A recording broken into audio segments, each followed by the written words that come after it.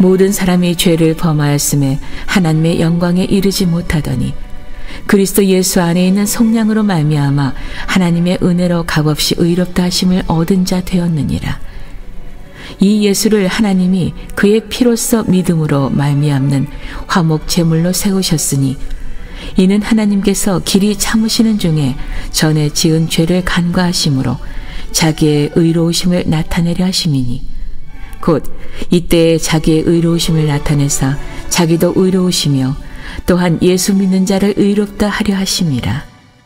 그런즉 자랑할 때가 어디냐 있을 수가 없느니라.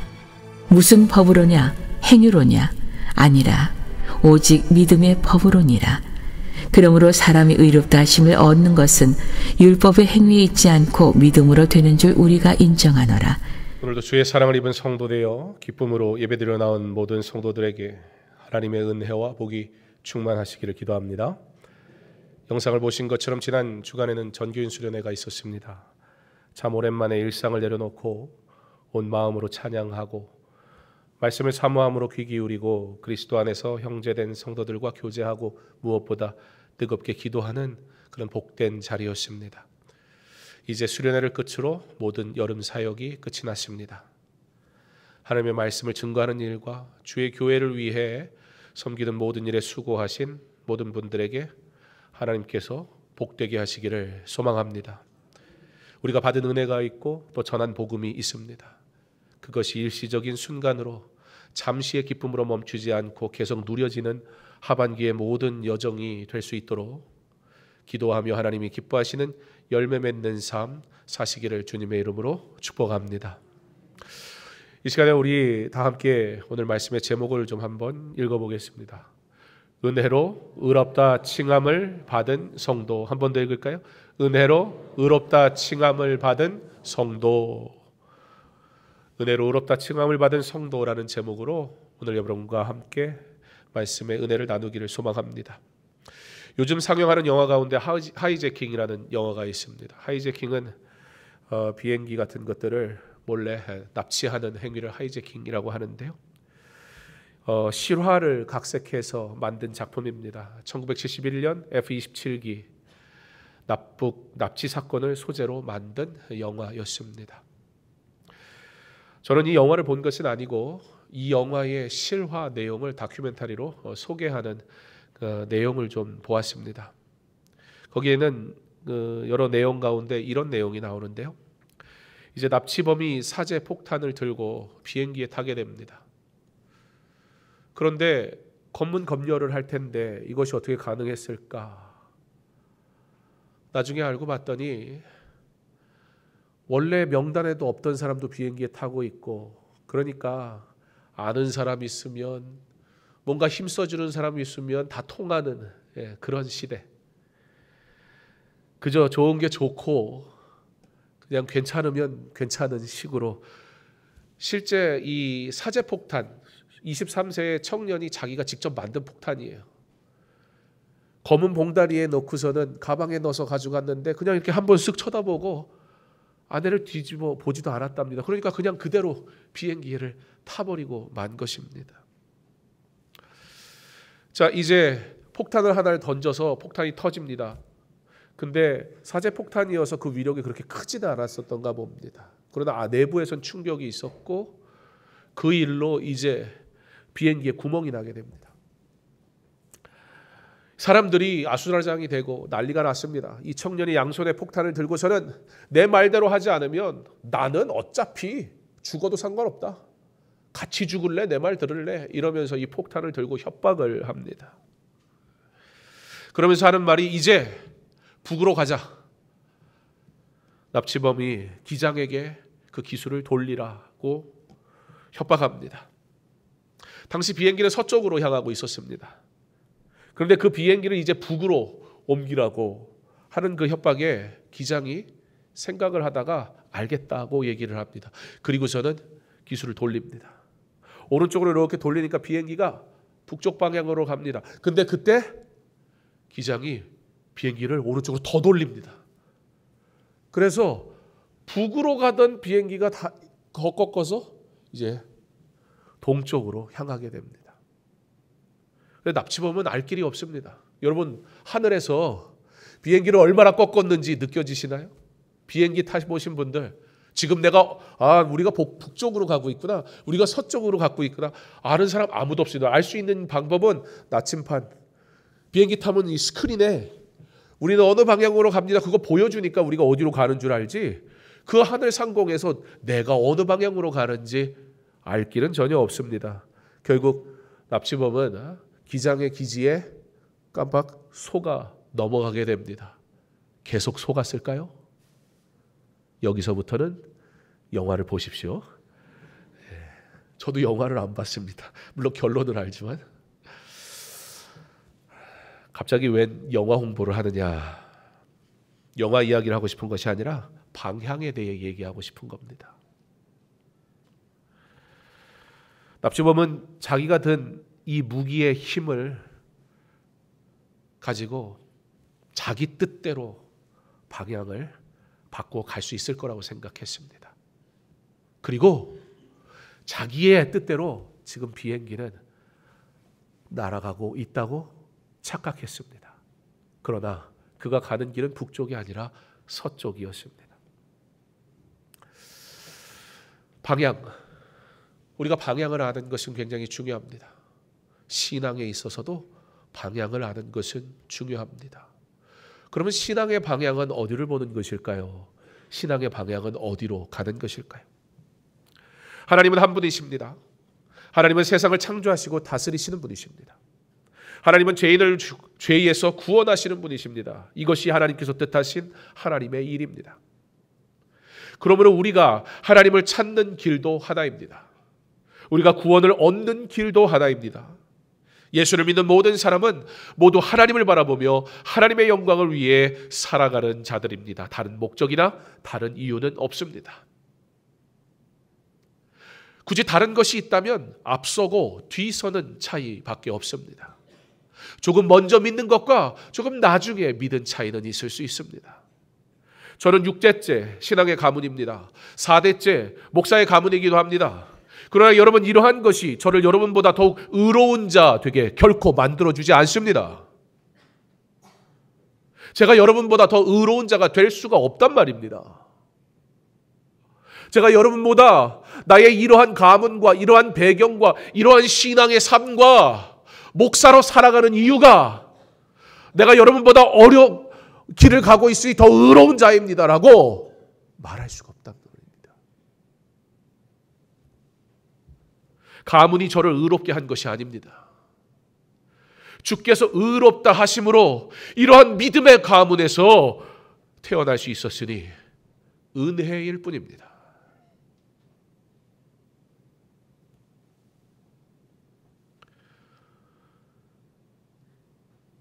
제가 만약에 오늘 찬양대에 피자를 쏜다고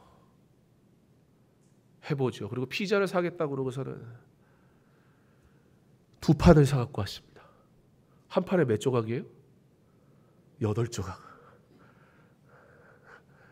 이게 뭐 하는 짓입니까? 사오지나 말지. 찬양대가 2판 갖고 안 돼요. 제가 하나씩 나눠드리기 시작합니다. 우리 조건사님한테 딱 하나 드리고, 그러면 옆에 있는 분이 이제 내 차례구나 기대할 거 아니에요. 근데 건너뛰고 저쪽에 다른 분한테 딱 드려요. 그러면 이쪽은 분위기 좋아집니다. 왜요? 여기서부터 시작하면 저를 올 거라고는 전혀 기대를 못하고 있었잖아요. 그런데 제가 갑자기 와가지고 우리 총무사님한테 딱 또 주는 거예요. 그러니 그 옆에, 그 뒤에, 그 옆에, 자, 이쪽 분위기 안 좋아지기 시작합니다. 그랬는데 분위기는 이쪽이 안 좋은데 이쪽에서 나는 피자 먼저 받았다고, 내가 얼마나 대단한 사람이냐고 이러면 난리 납니다. 이제 지금 못 받은 것도 화딱지가 나는데 피자 받아놓고서는 피자를 받은 게 자기 덕이래. 피자를 받은 게 자기 열심이래. 막 피자 내가 받을 만하지. 막 이러면 이거 어떻게 되는 거예요? 난리 나는 거예요, 이제. 구원을 먼저 받았으니까 내가 주인입니까?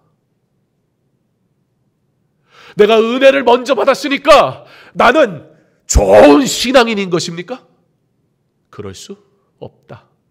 오늘 여러분에게 나누고 싶은 말씀은 바로 그리스도의 의가 어떠한 것인가, 우리를 의롭다 하신 말씀이 무슨 뜻인가, 이것에 대해 나누고 싶은 겁니다. 그리고 이것을 하려면 방향, 어디로 가고 있는가를 점검해야 합니다. 내가 이 교회에서 더 많이 더 오래 섬겼으니까 중요한 존재가 되는 것이 아니라 주께서 이 교회를 위해 충성할 은혜를 먼저 주셨으니 내가 충성할 이유만 있을 뿐입니다. 부름받은 것이 감사하단 말입니다. 그러므로 우리는 그저 먼저 믿는 은혜에 참여하였다는 감사의 고백 외에는 드릴 것이 없습니다. 믿는 순서는 다를 수 있습니다. 그러나 그 순서가 다르니까 먼저 믿은 사람이 더 큰 믿음을 받은 것이고 나중에 믿는 사람은 별 볼 일 없는 믿음을 받은 것이 결코 아닙니다. 우리가 그 믿음을 따라 살아가지 못할 수는 있지만 말입니다. 하나님이 주시는 믿음은 차별이 없단 말입니다. 다르지 않단 말입니다. 믿음은 전적으로 주께로부터 내게 주어진 것이기 때문에 그렇습니다. 지금 어떤 이는 출발선에 있고 어떤 이는 결승점에 가까이 있고 어떤 이는 중간쯤에 있는데 그 중에 어떤 이는 중간에서 지체하며 주저주저 하기도 합니다. 그러나 여러분이 어떠한 자리에 서 있든 나아가든 주저하든 우리가 갈 길은 오직 하나, 한 길뿐입니다. 예수 그리스도께로 나아갈 뿐입니다. 그런데 여기서 묻고 싶습니다. 지금 믿음의 길, 복된 길, 성도가 가야 할 그 길을 그렇다면 바르게 가고 있는 것일까요? 나는 이것을 알려면 출발점으로 가야 합니다. 왜냐하면 많은 사람들이 내가 폭탄 들고 있으니까, 내 말에 지금 복종하지 않으면 다 죽으니까, 내게 힘이 있으니까 북으로 가. 알겠습니다. 들으니까 내 뜻대로 되는 줄 아는 거예요. 내가 지금 힘이 있고 내가 옳은 줄 아는 거예요. 지금 비행기 서쪽으로 가고 있는데, 동쪽으로 가고 있는데 자기는 북쪽으로 간다고 철석같이 믿는 거예요 지금. 왜? 내가 힘이 있으니까, 내가 똑똑하니까, 내가 정확하니까, 내가 옳으니까, 내가 맞으니까 이러면서 간단 말입니다. 많은 사람들이 동쪽으로 가면서 서쪽으로 가는 줄 압니다. 많은 사람들이 주의 길을, 주의 말씀을 의지해 가야 하는데 내 생각대로 가며 이것이 주의 길이라고 착각합니다. 지금 내가 바른 길로 가는지 알려면 출발점으로부터 다시 찬찬히 점검해 봐야 합니다. 출발점이 같아도 1도만 틀어지면, 그리고 10시간만 날아가 보세요. 서로 시야에도 보이지 않습니다. 저 멀리 떨어져 있다고. 둘 중에 하나는 지금 완전히 다른 데 가고 있어요.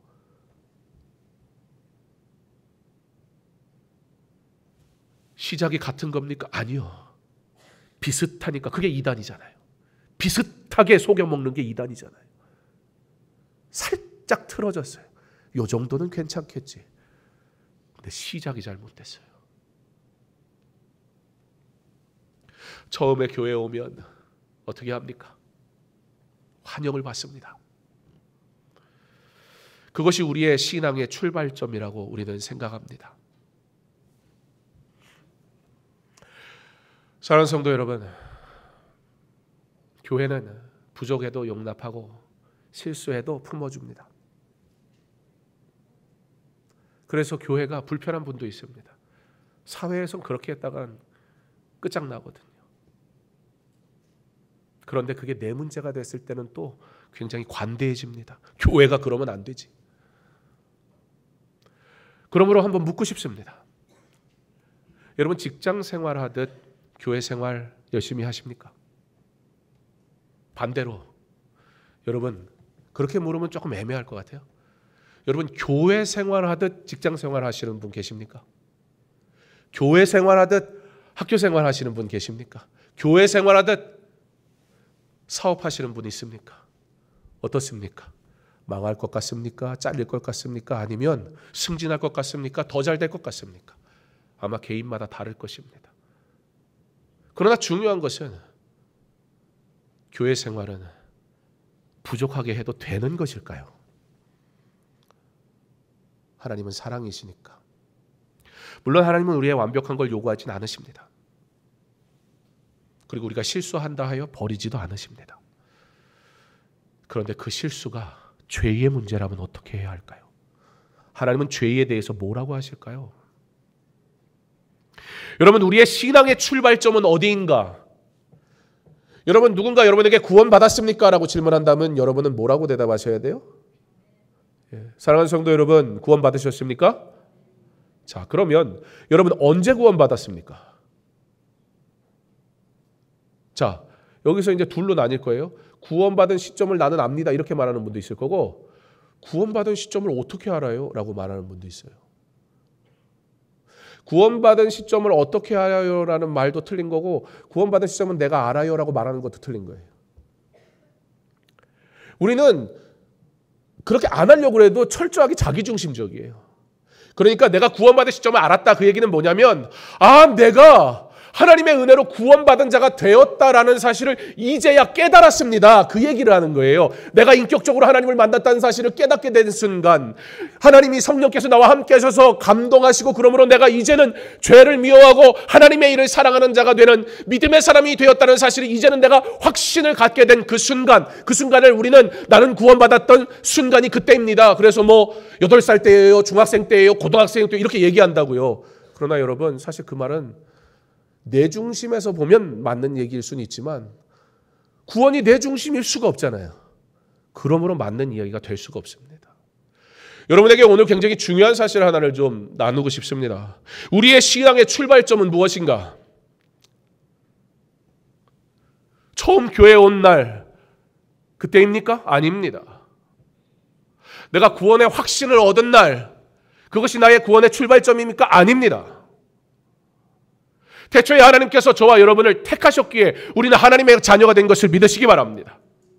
그러므로 이 죄의 문제로 인해 더 이상 하나님을 알 수도, 하나님을 만날 수도, 하나님을 예배할 수도, 하나님의 영광 위에 살 수도 없는 자 되었던 우리가, 그러므로 어디서부터 지금 출발합니까? 바로 죄에서부터 시작합니다. 우리의 구원의 시작은 바로 이 죄의 문제로부터 시작한단 말입니다. 환영도 좋고 여러 가지 축하받는 것도 중요하겠지만 우리의 신앙의 출발은 죽었던 죄인이 다시 살았음을 고백하는 죄의식으로부터 시작하는 겁니다.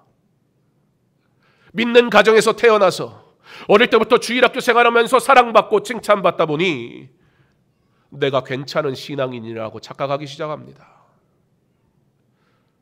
그러니까 나는 늦게 믿은 사람보다, 또는 열심히 섬기지 않는 사람보다 그래도 나는 좀 더 나은 존재라고 하나님이 주신 의가 나의 의로 둔갑하기 시작합니다. 아닙니다. 우리는 모두 죄로부터 시작되었습니다. 모든 사람이 죄를 범하였음에 하나님의 영광에 이르지 못하더니 우리는 모두 죄인이었습니다. 이 시작이 분명하게 고백되지 못하니까 이제는 내가 예수 한번 믿어볼까? 처음 교회에 나온 그 구원의 은혜가 나의 역할이 있었단 말이에요. 아니요. 하나님을 알 수도, 하나님을 경험할 수도, 하나님이 누구인지 깨달을 수도 없었던 죄인 되었던 나를 사랑하사 그가 택하셔서 구원의 은혜로 부르셨기에 오늘 내가 구원받은 자요 그리스도의 의로 말미암아 의롭다 칭함을 받은 자가 되었기 때문에 우리의 구원의 시작은 바로 죄인 되었음부터 시작하므로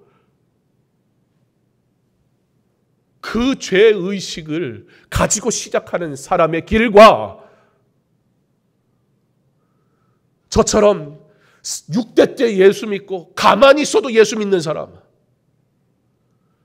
노력 안 해도 예수 믿는 사람, 어릴 때부터 예수 믿은 사람, 이런 사람들이 제 나이만큼 제가 신앙생활한 거잖아요. 꽤 오래 했잖아요.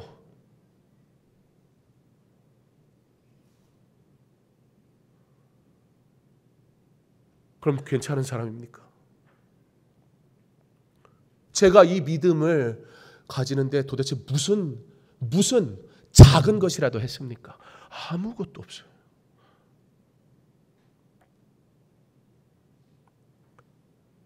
그런데 이게 자랑이 되는 거예요. 6대째 예수 믿는 거. 저 서양 사람들 유럽에 가보세요. 6대는 말도 못 꺼내요. 무슨 6대에 6대. 웃기지도 않지. 우습지 않습니까? 뭐 6대 때 예수 믿은 게 그게 대수입니까? 지금 예수를 믿어야지요. 그럼 예수를 믿는 것은 어떻게 믿는 겁니까? 시작이 분명하게 고백이 되지 못하니까 방향이 삐뚤어지고 목적으로 벗어나고 가는 거예요. 예수를 내 방식대로 믿고 외면은 그리스도인이나 내면은 여전히 세상을 닮아가는데 익숙한 삶을 산단 말입니다. 우리는 구원을 받아야만 살 수 있는 죄인입니다.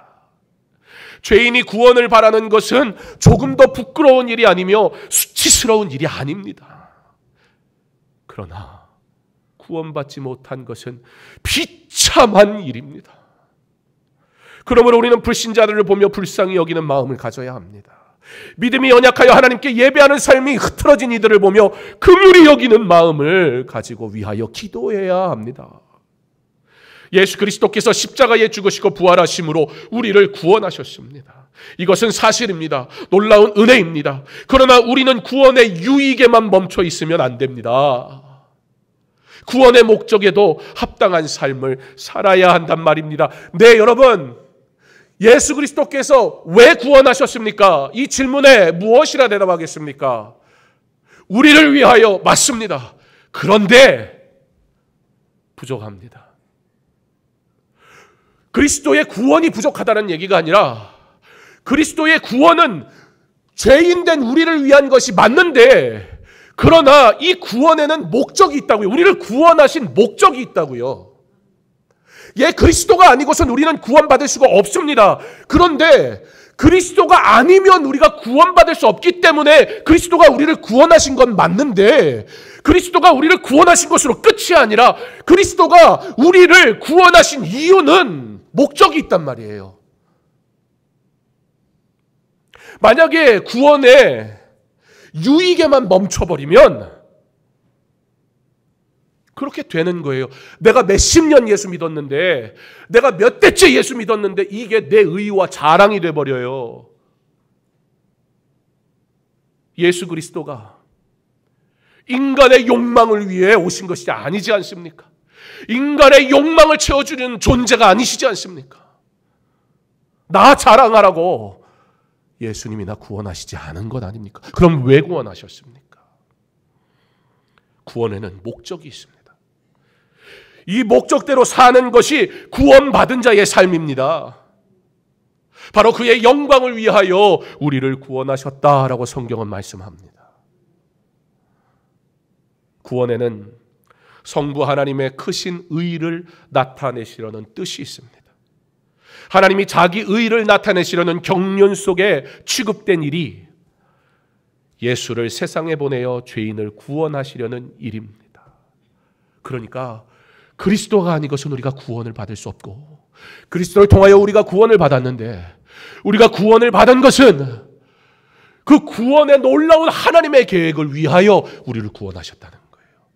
그런데 우리는 우리를 구원하셨다에만 머물러 있어요. 왜 구원하셨는가? 하나님의 구원이 완전하게 그의 영광을 위해 나타나야 되는데 우리의 욕망과 우리의 유익에서 멈춰버린다고요. 사랑하는 성도 여러분, 하나님은 사랑의 하나님이신가 동시에 하나님은 공의의 하나님이십니다. 하나님은 불의를 용납하지 않으십니다. 하나님은 잃어버린 공의를 반드시 바로 잡으십니다. 그러므로 우리는 죄를 사랑하지 않으며 죄는 당장 끊어버려야 하는 것입니다. 하나님의 사랑을 이용하여 죄 가운데 거하지 마십시오. 하나님은 사랑이니까 그러며 하나님이 미워하시는 곳에 서지 마십시오. 이 죄로 인해 어떻게 됐습니까? 사람이 하나님의 영광으로부터 멀리 떠났고 나아가 하나님께 영광 돌리는 일에 참여할 수 없게 되었습니다. 여러분, 죄인은 어떻게 해야 합니까? 죄를 진 사람은 그 죄에 대해 어떻게 해야 합니까? 그냥 용서하면 됩니까? 책임을 져야 됩니다. 죄인은 반드시 죄책이 따릅니다. 성경은 우리가 죄인 된 것을 죄 안 지었다라고 말하지 않아요. 그 죄를 그리스도께서 대신 지시지요. 죄인은 반드시 죄책이 따릅니다. 로마서는 이 죄책은 반드시 사망이라 이렇게 선포합니다. 모든 인간은 하나님 앞에 죄인이기에 하나님의 심판을 그 누구도 피할 수 없고 죄책을 가지고는 영원한 죽음을 맞이해야지 그 외에는 다른 방법이 없습니다. 하지만 로마서 3장 21절에 위대한 반전이 일어나는 겁니다. 하나님의 의가 나타나서 예수 그리스도를 믿는 믿음으로 우리의 죄는 사하여지고 그리스도의 의가 우리에게 전가되어 우리는 의롭다 칭함을 받게 된 것입니다. 구약시대의 제사는 그 제물을 통해 제물을 드림으로 나의 죄를 그 제물에 전가시키는 거예요. 그러므로 번제, 죄사함의 제사 완전히 다 태워버립니다. 그러나 이것은 단회적이어서 매번 나아가야만 했습니다. 그러나 이제 예수 그리스도께서 친히 제물이 되시고 그가 십자가에 죽으시고 부활하심을 통해 우리가 영원한 사함을 얻게 된 것입니다. 그리스도의 의가 내게 전가되고 그럼 나의 죄는 그리스도에게 전가되므로 그가 죄 때문에 죄가 어물쩡 넘어간 게 아니에요. 죄를 졌으니 심판을 받아야 하는데 그리스도의 의가 내게 오고 그리고 나의 죄가 그리스도에게 전가돼서 그가 제물 되심으로 우리가 그리스도의 의로 말미암아 의로운 자라 칭함을 받게 되었으니 그러므로 우리가 천국을 소망하는 자가 되었고 그러므로 우리가 하나님의 영광을 위해 살 수 있는 은혜의 자리에 서도록 부름 받았습니다. 그게 구원의 목적이라고요. 하나님의 영광을 위해 사는 것, 그런데 우리는 구원의 유익만 취하고 있어요. 하나님의 영광을 위해 사는 건 마치 더 선택인 것처럼 생각하고 하나님의 영광을 위해 사는 건 누군가 열심히 있는 사람의 일인 것 아니요. 하나님이 우리를 구원하셨습니다. 그리스도의 의가 우리로 새롭게 하셨습니다.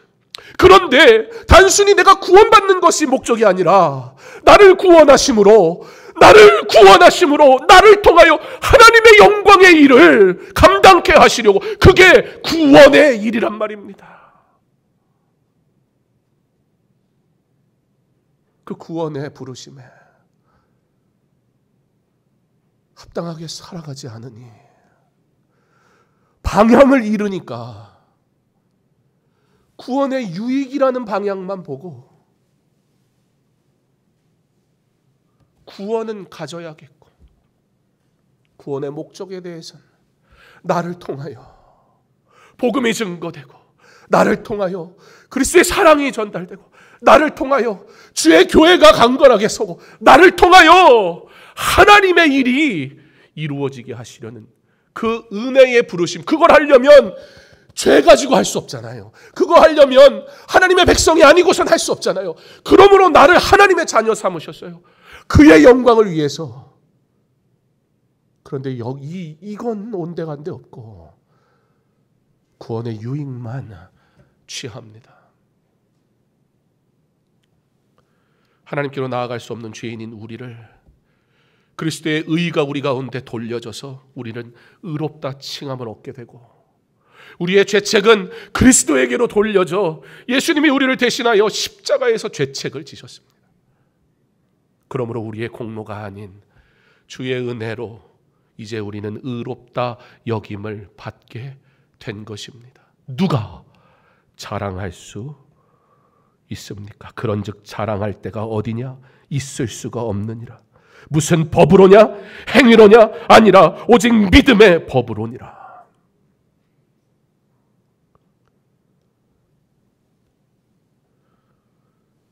은혜, 그 은혜가 오늘 나로 구원에 참여하게 했습니다. 그리고 나를 그 구원에 참여하게 하시려고 그리스도께서 그리스도의 의를 나에게 전가하심으로 이제 칭의, 의롭다함을 받게 되었습니다. 소요의 문답 제1문, 사람의 제1되는 목적은 무엇인가? 이 질문에 대한 답과 같이 구원의 목적 곧 하나님을 영화롭게 하는 것과 그를 영원토록 즐거워하는 것이다. 이 고백과 실천이 진정으로 우리의 삶 가운데 나타나는 믿음을 소유한 진짜 구원받은 구원을 누리며 사는 구원의 감격 속에 그의 영광을 위해 사는 저와 여러분 되기를 간절히 소망합니다. 나는 지금 어디로 가고 있습니까? 목적을 잃고 표류하는 배는 아닙니까? 목적을 벗어나 질주하는 차는 아닙니까? 목적지를 착각한 채 다른 길로 걸어가며 내가 주의 길 간다고, 내가 이렇게 주를 섬긴다고 주의 뜻대로 섬기는 게 주의 일이지 어떻게 내 뜻대로 하며 주님 영광 받으시라고 할 수 있습니까? 지금 나의 삶은 하나님의 구원의 목적에 부합한 길을 가고 있습니까? 방향 설정이 다시 돼야 합니다. 그러므로 처음으로 돌아가는 겁니다. 다시 구원을 받아야 된다는 얘기가 아닙니다. 구원은 완전합니다. 그 구원받았던 그 구원의 시작,